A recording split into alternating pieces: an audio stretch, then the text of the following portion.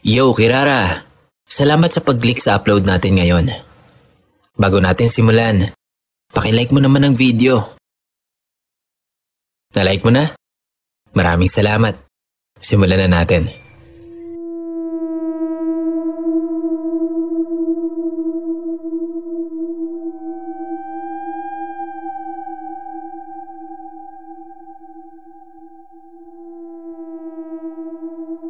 Hello Sir Kira. May gusto din po sana akong i-share. Hindi ko lang alam kung akma ba itong kwento ko sa channel ninyo. Tawagin niyo na lang po akong Ives.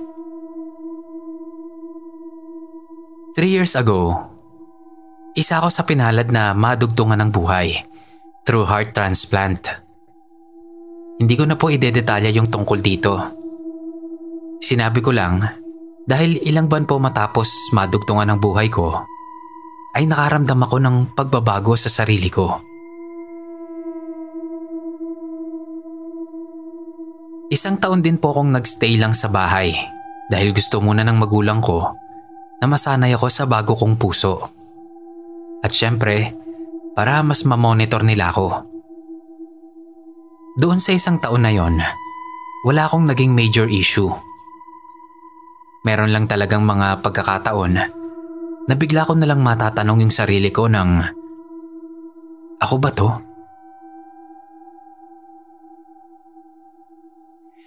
Within that year, nag-focus lang ako sa pag-build ng hobby. Nag-start ako sa pag-paint. Kahit wala akong kaalam-alam sa pinagagagawa ko. Nung wala akong mapatunguhan doon, nag-clay naman ako. Nagtagal ako dito kasi medyo nag-enjoy ako. Pero dumating din ako sa point na nawalan ako ng gana. Kasi iisa na lang yung ginagawa ko. So nag-try naman akong magluto at mag-bake para sana makapagbenta ako at magkaroon ng sarili kong pera. Pero siguro dahil na din sa opera ko, kaya medyo mabilis akong mapagod. Dahilan para pagbawalan ako sa kusina ng parents ko. Hindi naging madali ang buhay noon, Sir Kira. Kasi parang ang gusto lang nila, huminga ako. Dito na ako nakaramdam ng pagbabago.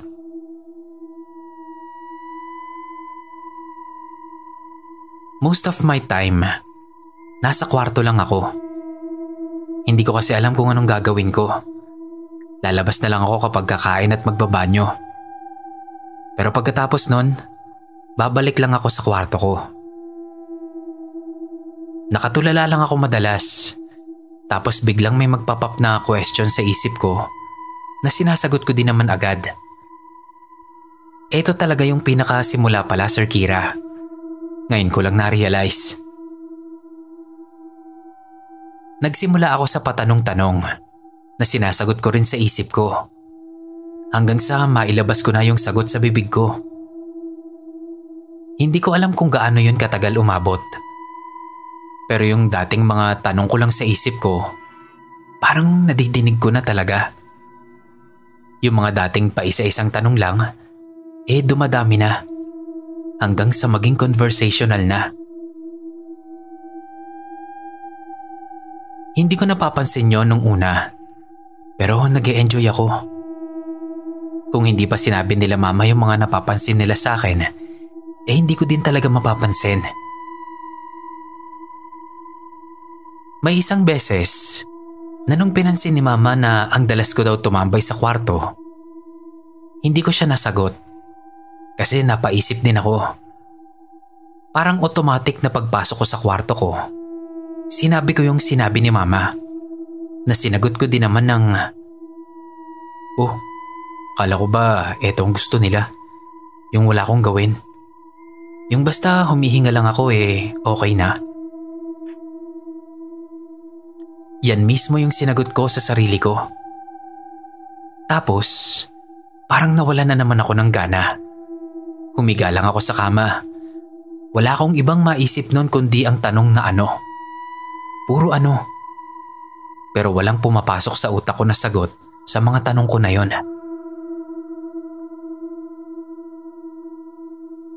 Ilang araw o linggo pa ang lumipas. Walang nagbago. Hanggang sa mahuli na lang ako ni Mama na kinakausap ko ang sarili ko. Kinausap nila ako. Tinatanong kung anong problema. Kung may nararamdaman daw ba ako.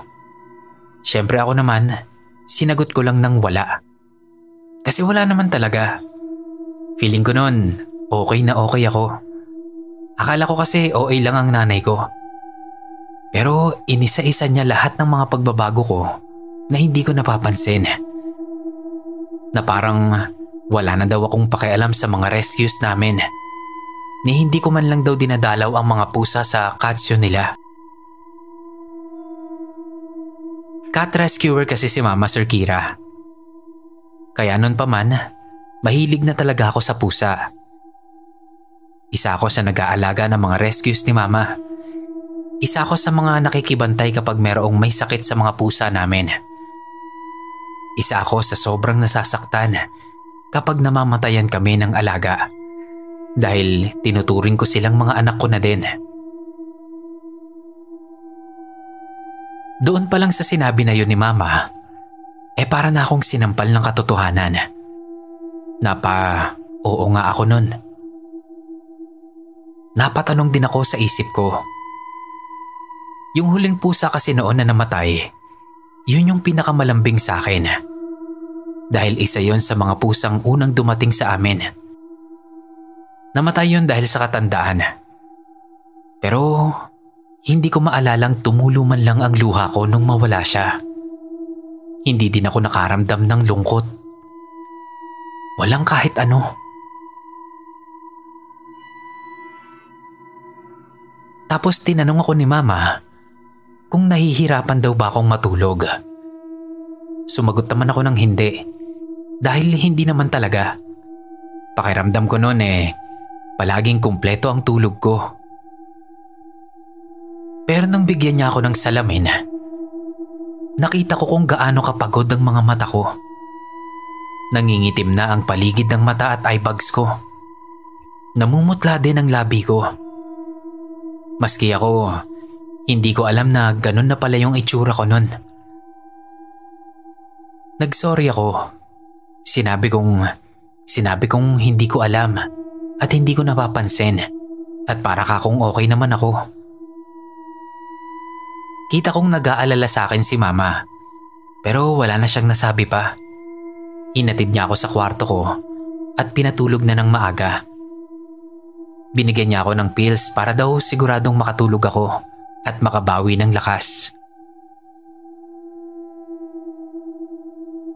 Nakatulog naman ako, pero nagising din ako ng madaling araw. And for some reason, alam ko na hindi ako mag-isa sa kwarto. Hindi ako gumalaw. Parang ang bigat kasi ng ulo ko nun. At feeling ko, mahihilo lang ako kapag gumalaw ako agad. Inilibot ko lang ng paunti-unti ang mata ko. At nun ngang dumapo ang paningin ko sa kaliwa ko, nakita kong may nakaupo sa sofa ko. Hindi ko makita kung sino dahil madilim. Pero may hawak siyang pusa na hinihimas-himas niya. Naririnig ko pang nag-prefer yung pusa. Meaning, nagugustuhan ng pusa yung paghimas sa kanya. Naalala ko nun yung sinabi sa akin ni Mama na nag-iba daw ang tungo ko sa mga pusa namin. Hindi ko ma-explain pero parang wala talaga akong pake. Unti-unti akong bumangon para makita ko kung sino yung nakaupo. Pero wala palang nakaupo doon. Naisip ko, baka nabuong anino lang na nagmukhang tao yung nakita ko. Kaya nakalma ko ang sarili. Pero kinabahan talaga ako nun. Nandun pa rin naman yung pusa. Inabot ko ang kamay ko sa kanya. Nagbabaka sakaling lumapit siya sa akin. Pero wala. Hindi siya natinag sa pagkakaupo niya doon. Napaisip tuloy ako kung paano siyang napunta doon sa kwarto ko. Maya-maya, may nagbukas ng pinto ko. Si Mama ang sumilip mula roon Tinanong niya ako kung bakit hindi pa daw ulit ako natutulog. Medyo nagtaka ako sa sinabi niya. Kaya sinabi ko, nakagigising ko lang. Tapos napahinto siya at nagbukas ng ilaw. Napatingin ako sa sofa ko at nandoon pa din yung pusa na parang natutulog. Kaya naman tinanong ko si Mama, "Kako, siya ba ang nagdala at nagpasok ng pusa sa kwarto ko?" Binalik niya sa akin ng tanong. Sabi niya, "Ha? Ikaw? Nakita nga kitang dala siya kanina lang eh." Nagtaka na talaga ako noon at inulit ko sa kanya na kagigising ko lang talaga noon. Kako, mga 5 minutes pa lang akong gising. Pero ipinilit din niya na talagang nakita niya ako sa labas, dala-dala yung pusa. Parehas kaming natahimik. Ipinakuha ko na lang sa kanya yung pusa at susubok na kako kung matulog ulit. Pagkasara pa lang ng pinto, nakarinig na ako ng boses. Tumatawa siya habang sinasabi niya na siya ang nagpasok ng pusa. Hinanap ko agad kung nasan siya. At nandoon siya. Nakaupo sa sofa kung saan ko nakita yung anino kanina. Until now, Sir Kira, kinikilabutan pa rin ako sa part na to ng buhay ko. Kasi parang hindi ako nagulat o natakot man lang. Sumagot pa ako nito ng, "Ikaw lang pala." Tapos nahiga na ako at sumubok na matulog. Parang wala lang. Parang normal lang na may nakikita ako at nakakausap na hindi ko alam kung sino.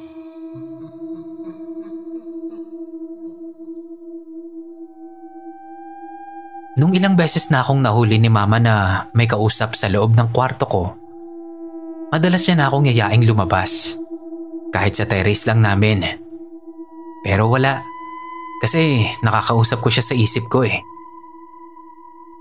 Hanggang sa mapagdesisyonan ni Mama na ipa-check up ako. Fast forward. May mga nabago naman sa araw-araw namin. Siniguro ni Mama na masusunod niya yung mga sinabi ng doktor sa kanya. Ang dalas na naming magkasama. Kung ano-anong ginagawa namin. Yung mga ginagawa ko noon na ipinatigil niya, ginagawa na namin ng magkasama. Sinusunod ko lang siya. Kahit hindi ako nag-e-enjoy. Ever since kasi, ang gusto ko talaga mapag-isa. Ayoko nang may kasama. Wala akong focus pag may kasama.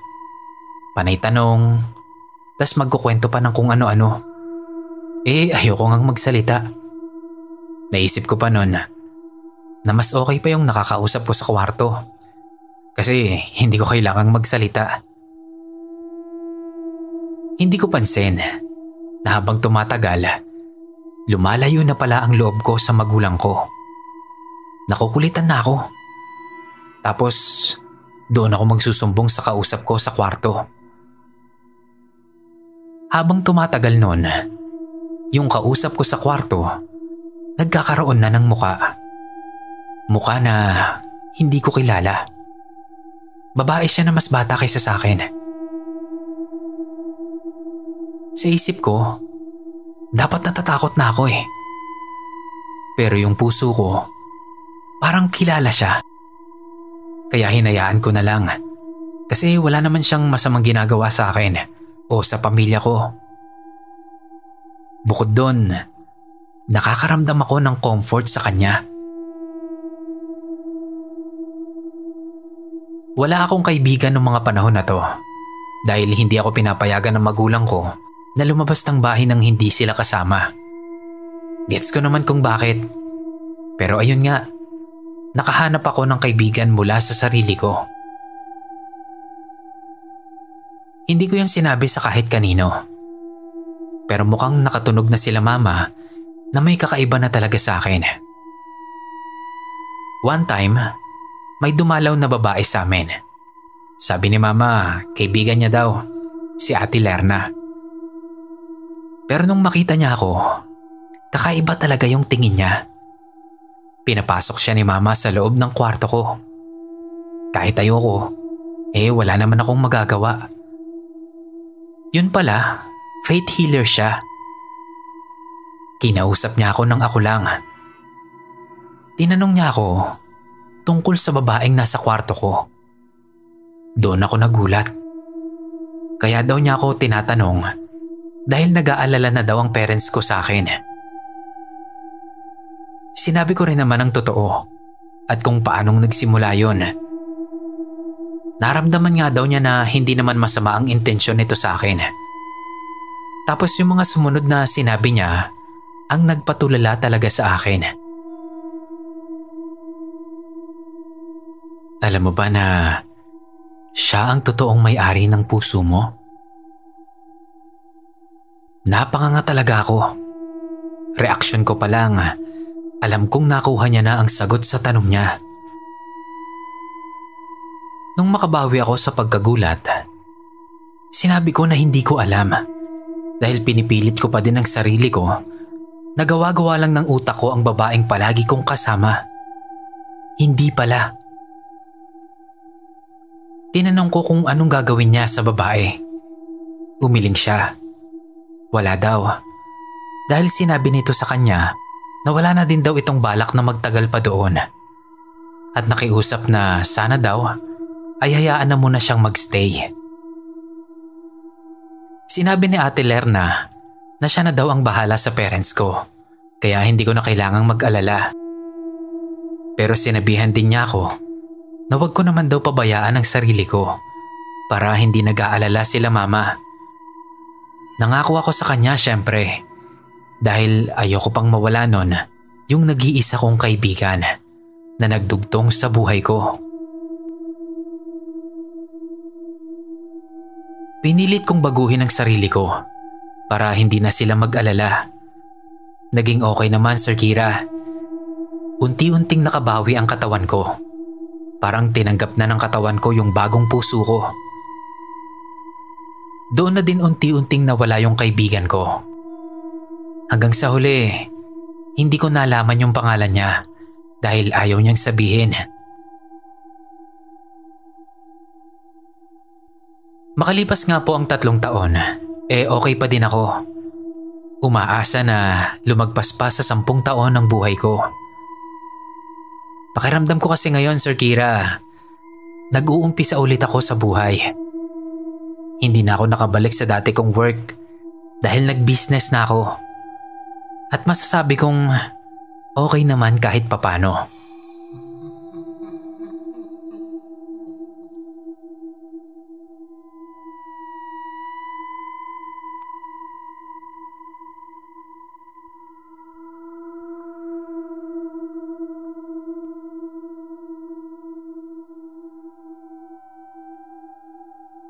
Good day sa iyo, Sir Kira, at sa mga nakikinig. Ako si Mark ng Pasig. 2020 pa ako nagsimulang makinig sa mga horror narration channels sa YouTube. At isa ang channel mo sa mga dinidaily ko mula noon. May gusto lang din akong i-share na kwento sa mga tagapakinig mo. Medyo kontrobersyal ito kasi hindi naman lahat naniniwala sa past life o sa reincarnation. O kahit sa sanib, di ba? At gets ko naman yon. Kasi ako mismo, hindi rin naman naniniwala noon. Not until mapakinggan ko ang kwento ng Lolo Tomas ko. Lolo ko sa father's side. Actually, hindi ko na naabutan si Lolo Tomas. O si Lolo Tomeng. Naririnig ko na lang siya sa mga kwentuhan nila Papa at ng mga kapatid niya. Si Tita Annilyn ang pinakamaraming kwento kay Lolo kasi siya yung pinakamalapit kay Lolo noon. Isa sa mga kwento tungkol kay Lolo ang talagang nakakuha ng atensyon at kuryosidad ko. Kwento ni Tita Annilyn. Palagi daw nakukwento ng nanay ni Lolo Tomas na si Lola Tomasa na lola nila at lola ko naman sa tuhod na noong kabataan raw ni Lolo, sobrang pasaway talaga nito. Napaka-hyper. Sobrang likot, sobrang harot. Talaga daw sakit sa ulo. Hanggang nung tumungtong daw ito ng 4th year high school, bigla na lang nag-iba si Lolo. As in totally parang ibang tao na raw ito. Nagsimula daw yun nung kalagitnaan ng 2nd year high school ni Lolo. Nung may nangyari sa kanya na hindi maipaliwanag. Isang araw daw noon, nanlalatang umuwi si Lolo galing sa school. Nung tanungin nila kung anong nangyari, sabi daw ni Lolo, sobra daw siyang nahihilo at sumasakit ang ulo. Pinagpapawisan pa daw ito ng malamig. Hanggang sa bigla na lang daw itong natulala. Tumirik ang mga mata bago nawala ng malay. Hindi nila maitakbo sa ospital dahil tawid dagat pa ang pinakamalapit na ospital sa kanila. Kaya sa mananambal o sa manggagamot lang nila ito pinatingnan. Isa pa, wala din silang pambayad sa ospital kung sakali. Pagbubukid at pangingisda lang din ang ikinabubuhay nila noon. Nung magising daw si Lolo, ay may ilang minuto daw itong hindi nagsasalita. Inililibot lang ang paningin at itsurang litong-lito at nagtataka. Tapos nagsalita siya nung tumako yung tingin sa kanila. Tinanong kung nasan siya at kung sino daw sila. Nagtaka sila Lola Tomasa sa tanong ni Lolo. Kaya di nila sinagot. Sabi lang daw ni Lola Tomasa, "Hoy Tomas, ano bang sinasabi mo dyan, bata ka? Nasa bahay tayo malamang. Ano bang nangyari sa'yo ha?" Pero imbis na malinawan, ay lalo lang silang naguluhan nung humarap si Lolo Tomas sa nanay at tatay niya. Sabay tanong ng, "Sino pong Tomas?" Kunot noong nagkatinginan ng mag-asawa. Ang una daw nilang naisip, baka naumpog ng malakas ang ulo nito. Naalog ang utak, kaya hagyang nakalimot.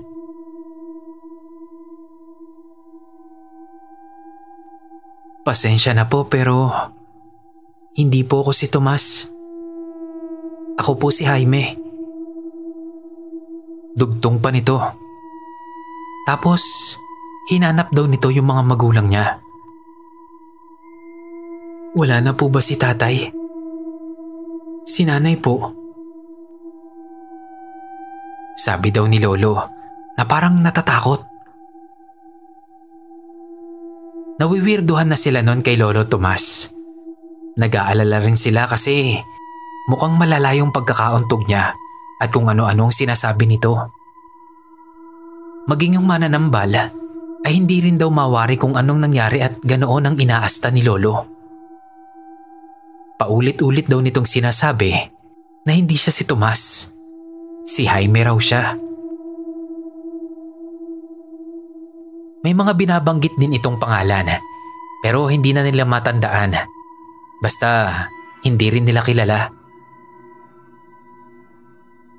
Nung kumalma na raw ang sitwasyon, doon na kinausap ng tatay niya si Lolo Tomas.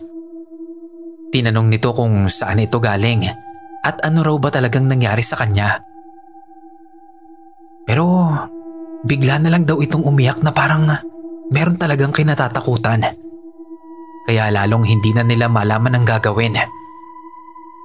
Nagsumiksik daw ito sa sulok ng higaan at nagtabo ng unan sa muka. Hinayaan na lang siya ng tatay niya na kumalma hanggang sa makatulog na si Lolo Tomas.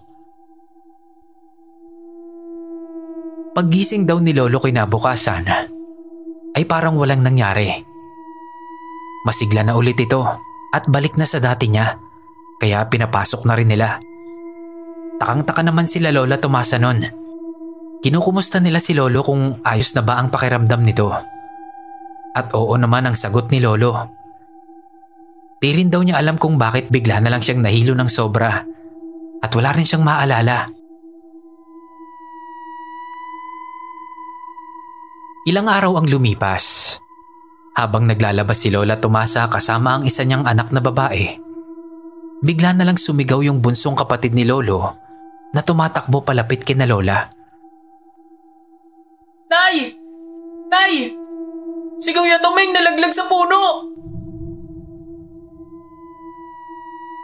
Natataranta daw silang nagtakbuhan papunta kay Lolo Tomas. Wala itong malay nang maabutan nilang nakabulagta sa damuhan, kaya agad nilang dinala sa mananambal. Agad naman daw inasikaso si Lolo pagdating nila sa bahay ng mananambal. Pero nung magkamalay daw ito, ayun na naman at tila ibang tao na naman ito. Siya na naman daw si Jaime at hindi na naman niya kilala ang mga kasama niya. Doon na daw nagka-ideya yung mananambal sa kung anong posibleng nangyayari kay Lolo Tomas. Kaya kinausap nito ang katauhan kay Lolo na nagpapakilalang si Jaime. At nagulat daw sila sa mga sinabi nito at hindi sila makapaniwala.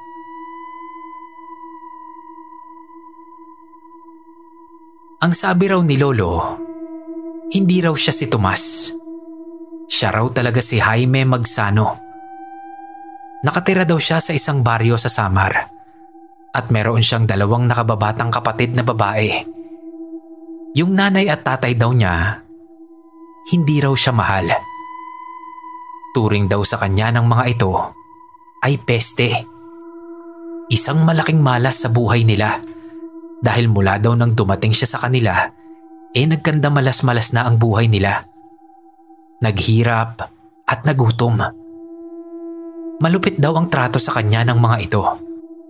Kapag may mga nangyayaring hindi maganda, palaging sa kanya ang sisi, kahit wala siyang kahit anong partisipasyon sa nangyari.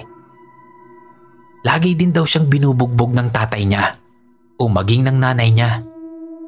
Hanggang isang araw, umuwing lasing yung tatay niya at galit na galit ito dahil natalo sa sugalan. Siya raw ang napagbalingan nito. Siya ang sinisisi. Minalas daw ito dahil sa kanya. Dahil doon ay matinding bugbog daw ang inabot niya noong gabing yon. Matapos iyon, ang huli na lang niyang naaalala ay nakatulog siya sa sakit ng katawan. At dahil na rin sa gutom. Maluha-luha silang lahat ng marinig iyon. Pagkatapos ay tinanong ng mananambal kung anong gusto nitong mangyari, kung bakit at kung paano itong nakakapasok sa katawan ni Lolo Tomas. Pero ang sabi daw ni Jaime, hindi rin daw niya alam. Takot na takot daw siya. Ang gusto lang niyang mangyari ay maibsa ng gutom niya. Pagkatapos ay matulog, magpahinga at manahimik na. Nangako ang mananambal kay Jaime na tutulungan niya ito. Kaya naman bago ang lahat ay pinakain na muna nila ito. Nagulat sila kasi napakarami daw nitong nakain. Nakala mo'y ilang araw na hindi kumain. Samantalang bago raw mangyari ang pagkahulog ni Lolo sa puno, ay katatapos-tapos lang din nilang kumain. Matapos ngang kumain, ay pinagpahinga muna nila ito. Nahiga si Lolo sa higaang inilatag ng mananambal hanggang sa makatulog ito. Mabilis daw na nakatulog si Lolo na akala mo'y pagod na pagod. Doon na raw nagsimulang mag-orasyon ng mananambal. Pagkatapos ay inaya nito sila Lola Tomasa na samahan siyang ipagdasal si Jaime.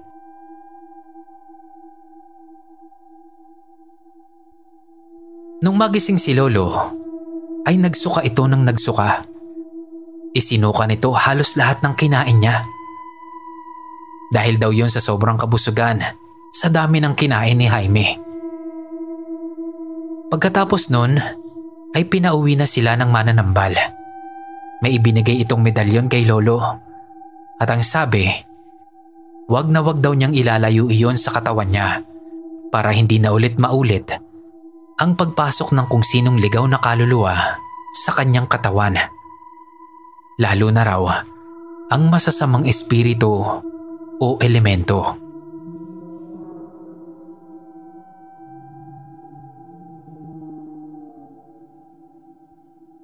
Sa pagdaan ng mga araw ay hindi naman na ulit iyon. Wala nang kakaibang hiwaga ang nangyari kay Lolo. Pero napansin nila na sa paglipas ng mga araw ay tila nag-iiba ang ugali ni Lolo Tomas. Nagiging tahimik na raw ito. Mahinahon, mas maayos ang mga kilos. Magalang, basta malayo na daw sa nakasanayan nilang ugali nito na talagang sakit ng ulo. Naisip nila na baka epekto iyon ng nangyaring pagpasok ni Jaime sa katawan ni Lolo Tomas. Pero kami nila tita, mas naniniwala kami na si Lolo Tomas ang reincarnation ni Jaime. Dahil parang unti-unti nitong naipasa kay Lolo ang ugali nito.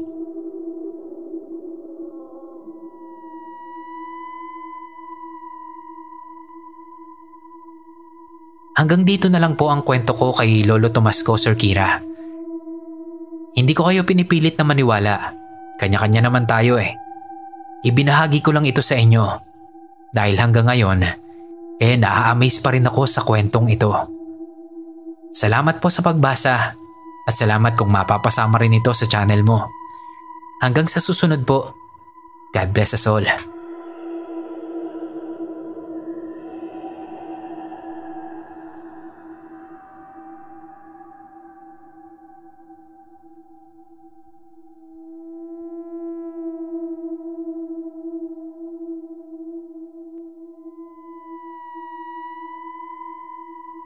Hello Sir Kira at sa mga tagapakinig. Gusto ko lang sanang ibahagi ang alaala ko sa nakaraang buhay ko o ang tinatawag na reincarnation. Naaalala niyo pa ba yung ibinahagi kong kwento noon na may natuklasan akong bahay ng lola ko na ako lang ang nakatuklas at yung babaeng naaagnas na nagpakita sa akin sa may ulunan ko at humihingi ng tulong? Nakasabay naman nito ay may isang lalaki na tumawag sa akin ng Rosario. Hindi po talaga yan yung pangalan na binanggit niya. Iniba ko na lang. Dati Sir Kira, hindi talaga ako naniniwala sa reincarnation. May naririnig lang ako na talaga daw na ito ay totoo. Ipiniliwanag din nila kung ano ang dahilan kung bakit may reincarnation. Pero hindi ko na isinama dito Sir Kira ha, dahil sobrang haba nito. High school pa lang ako, palagi ko nang sinasabi sa mga pinsan at mga kababata ko na nakasakay na ako ng kalesa. Pero hindi ko naman maalala kung saan at kung kailan. May pagkakataon pa nga na umiiyak ako kay mama. Kasi may hinahanap akong tao na gusto kong makita. Habang umiiyak ako sa kanya, nagtataka naman si mama sa akin. Sino daw ba yung hinahanap ko? Si Papa daw ba? Sabi ko hindi. Ito din yung problema ko, Sir Kira. Kasi hindi ko naman talaga alam kung sino o ano ang pangalan ng hinahanap kong tao. Hanggang noong year 2015, nang makapanaginip ako ng isang event na ang mga kasuotan ng mga dumalo ay nung nakaraang panahon pa. At may mga tao na iba ang salita. Hindi ko sure kung Espanyol ba yon o kung ano. Nagtataka ako kung bakit nandun ako. May isang babae na kukuha ulit ng pagkain ang tumayo sa kinauupuan niya. Nakita kong tuwang-tuwa siya. Pero ang ipinagtataka ko, kung bakit sobrang kamukha ko siya. Yung kung paano siya tumawa, may pagkakapareha talaga kami. Kaso naputol na yung panaginip kong yon dahil ginising na ako ng lola ko. Kasi daw, tanghali na natutulog pa ako. Kinagabihan, may iba pa akong napanaginipan nun. Isang bahay na paulit-ulit kong nakikita. Malaki ito, gawa sa kahoy. May mga ukit sa mga poste at may hagdanang patungo sa ikalawang palapag. Sa panaginip na yon, pakiramdam ko at home ako. Parang doon ako nakatira. Subalit sa paggising ko, hindi ko naman matandaan kung anong lugar yon. Saan ito naroroon? Hanggang ngayon, hindi pa rin nawawala sa isipan ko ang bahay na yon. 4 na gabi akong nagkaroon ng hindi maipaliwanag na panaginip. Sa bawat gabi, paulit-ulit ang pangyayari. Pero parang mas tumitindi ang pakiramdam ng misteryo. Sa panaginip ko, may isang lalaki na tumabi sa akin sa higaan. Hindi ko siya kilala, pero ramdam ko ang bigat ng presensya niya. Ang suot niya ay isang itim na damit at kitang-kita sa mukha niya ang labis na kalungkutan. Parang pasan niya ang mundo. Tandang-tanda ko yung itsura niya. Ang hugis ng kanyang mukha, ang kanyang mga mata, at ang parang napakalalim na sakit na hindi niya masabi. Alam kong hindi ko pa siya kailanman nakita sa totoong buhay o sa buhay ko ngayon. Pero sa panaginip, parang sobrang pamilyar niya sa akin sa hindi ko maipaliwanag na paraan. Hindi siya nagsalita sa panaginip ko. Nakatitig lang siya sa akin at tila may gustong iparating. Pero hindi niya magawang ilabas ang mga salita. Sa halip, hinawakan ko ang mukha niya. Sa sandaling iyon, parang naramdaman ko ang sakit at lungkot na dinadala niya. Parang lahat ng bigat na nararamdaman niya ay dumaloy sa akin. Hindi ko maipaliwanag kung bakit, pero parang gusto ko siyang tulungan kahit hindi ko alam kung paano. Sa paggising ko sa bawat umaga, ramdam ko ang pagod. Pero hindi sa pisikal na katawan, kundi sa damdamin. Para bang ang sakit ng nararamdaman niya sa panaginip ay nadadala ko sa paggising ko. Hindi ko maalis sa isipan ko ang lalaking yon. Sino ba siya? Ano ang ibig sabihin ng paulit-ulit niyang pagbisita sa panaginip ko? Hanggang sa taong 2017, dala ko pa rin ang mga tanong na yon at nananatili siyang misteryo sa akin. Sa huling panaginip ko, may kakaibang nangyari. Pumasok daw ako sa isang bahay na madilim. Sobrang dilim na halos wala akong makita. Ang paligid ay nababalot ng misteryo at ramdam ko ang malamig na hangin na dumadaloy sa bawat sulok. Habang naglalakad ako, bigla akong nakarinig ng sigaw. Isang malakas at nakakatakot na tinig ng isang babae. Ang sigaw niya ay pumuno sa buong bahay. At kasabay nito ay ang pagtawag niya sa pangalang Henry. Hindi rin po ito yung pangalan. Binago ko na lang din po yung pangalang narinig ko noon. Malinaw ang kanyang boses, puno ng takot at bigati. Napatigil ako. Hindi alam kung saan nanggagaling yung tinig. Ngunit ang kaba sa dibdib ko ay biglang sumiklab. Sa gitna ng dilim, bigla na lang may bumagsak na apoy mula sa kung saan na agad na nagbigay ng liwanag sa paligid. Ang babae. Sa liwanag ng apoy ay nakita ko ang babae. Nakaluhod siya, tila humihingi ng tulong. Ngunit ang apoy ay mabilis na nilamon ng kanyang katawan. Napansin ko ang kanyang muka, punong-puno ng sakit at hirap, habang sinusubukan niyang itaas ang kanyang mga kamay na parang humihingi ng saklolo. Habang inuubos siya ng apoy, ay nadidinig ko ang kanyang mga sigaw. Hindi lang ito sigaw ng sakit, kundi pati ng pagmamakaawa para sa isang bagay na hindi ko maintindihan. Ang apoy ay naging mas malakas at mas mabangis. Halos kinain na nito ang buong paligid. Hindi ko magawang tumingin ng diretsyo, pero hindi ko rin magawang tumakbo. Para bang may pumipigil sa akin at pinipilit akong harapin ang eksenang iyon.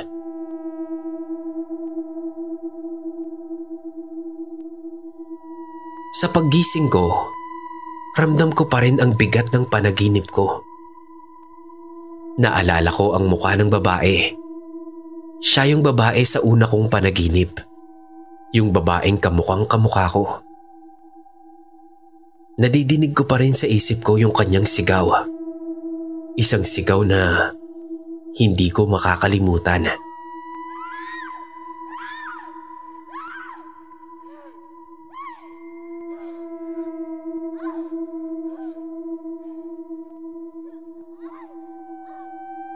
Sir Kira, maniwala man kayo o hindi, at ganun din sa mga tagapakinig.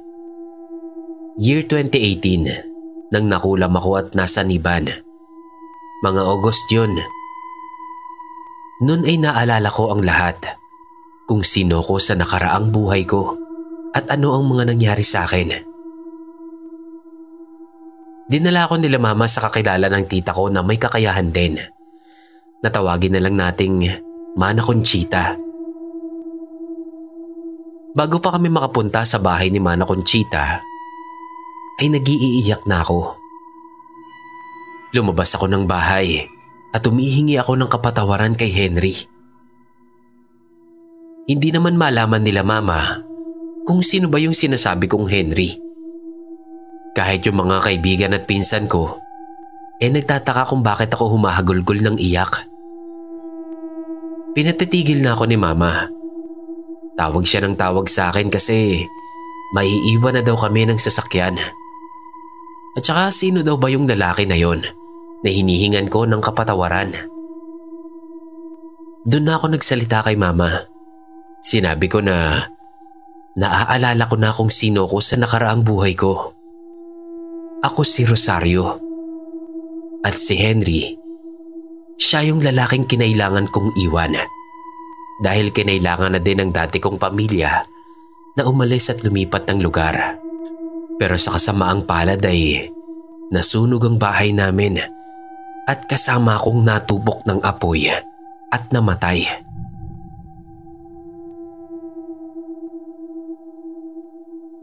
Rebecca. Rebecca ang pangalan ng nanay ko sa nakaraan kong buhay. Iyak pa rin ako ng iyak habang sinasabi ko yun kay mama. Sobra akong apektado at nangihinayang sa magandang samahan ni Henry at Rosario. Pero dahil kailangan na nga naming umalis at nang matingnan na ako ni Mana Conchita, hindi ko na naikwento lahat kay mama.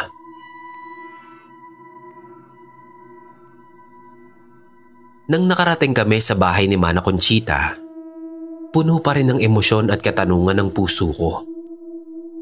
Hindi ko maiwasang magtaka kung bakit lahat ng mga alaala ko kay Rosario ay bigla na lang naging malinaw na malinaw sa akin.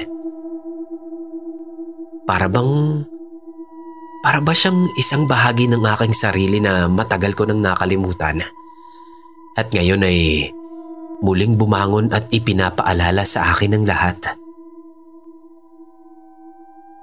Sa sobrang takot at kalituhan, hindi ko rin maiwasang mapaiyak.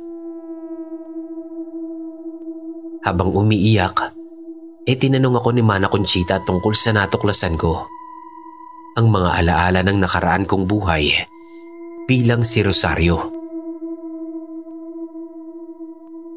Nanang, bakit ko naaalala ang lahat ng to?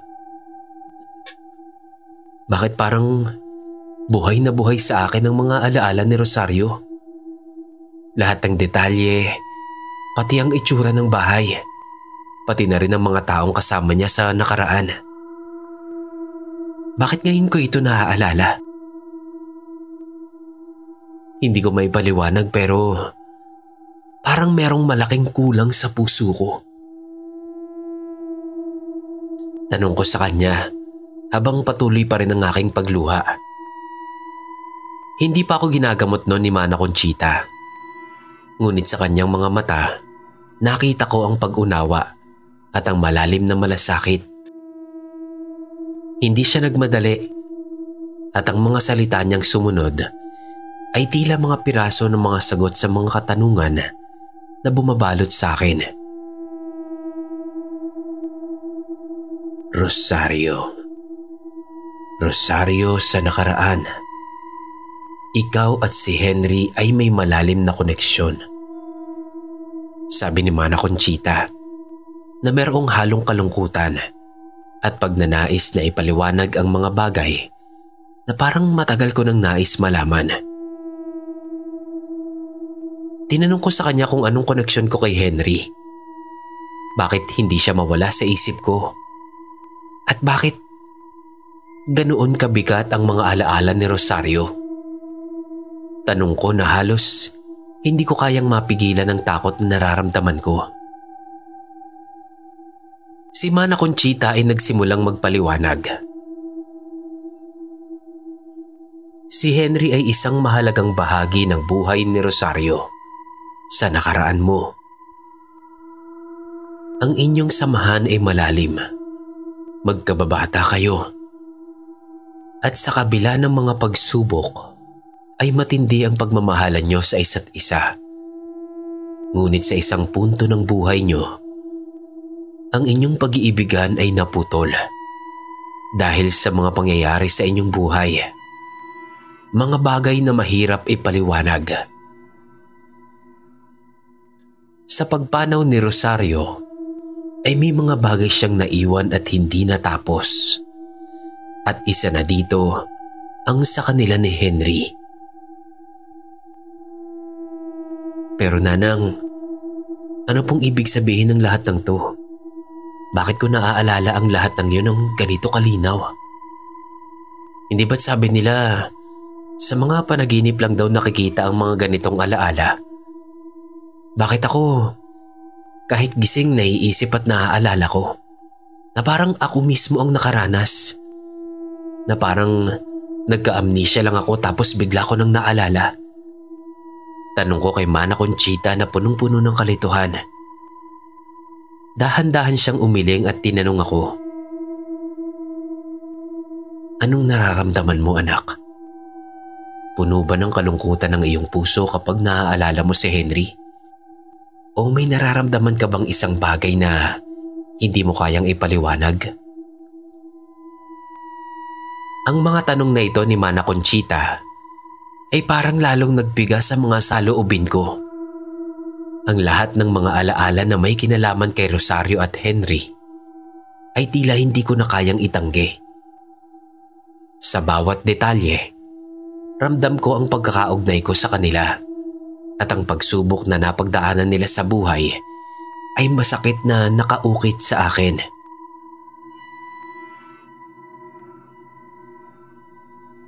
Minsan ang mga kaluluwa ay bumabalik upang tapusin ang mga hindi nila nagawa noong sila ay nabubuhay pa.